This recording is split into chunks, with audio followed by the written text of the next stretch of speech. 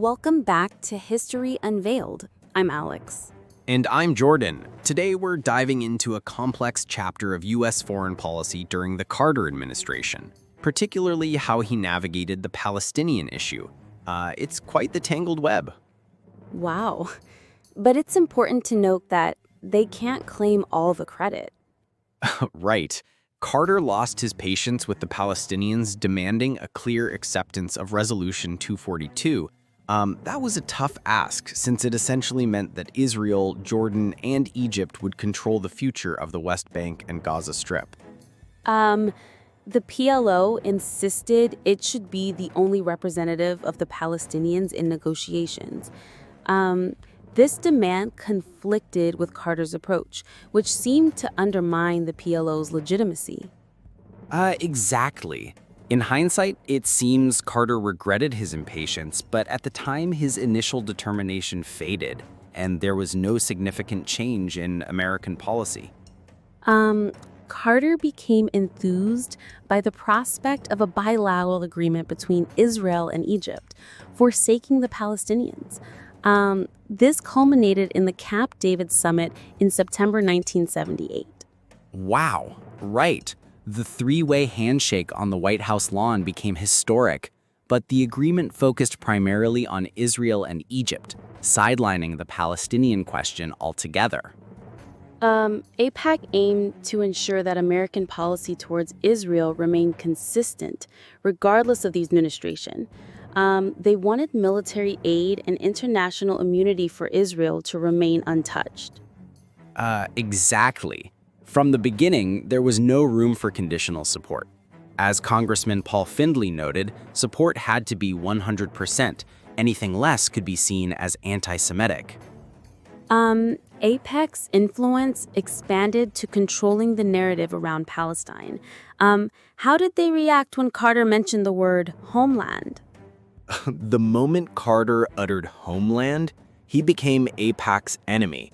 It was taboo to consider the Palestinians at all, let alone discuss their displaced status.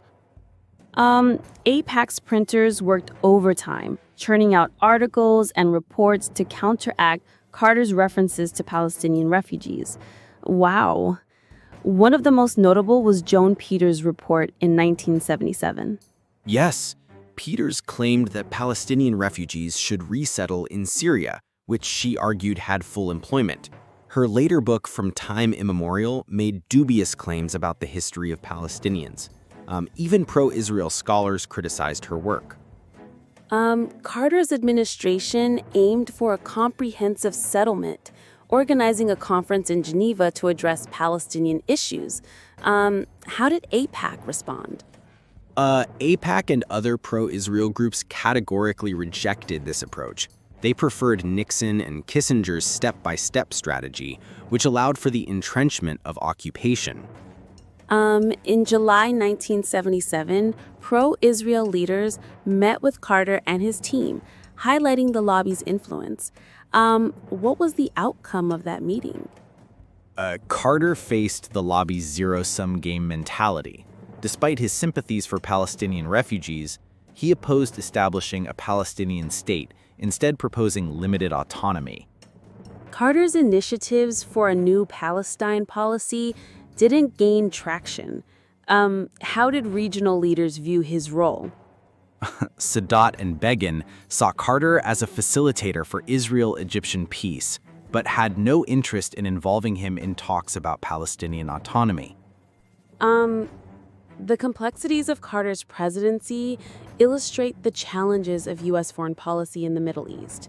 Wow, what can we learn from this?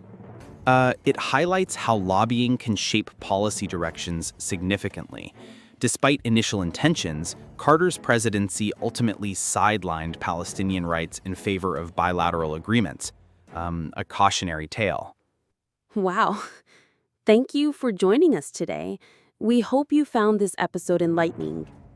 Be sure to tune in next time on History Unveiled as we continue to explore the historical events that shape our world. See you next time.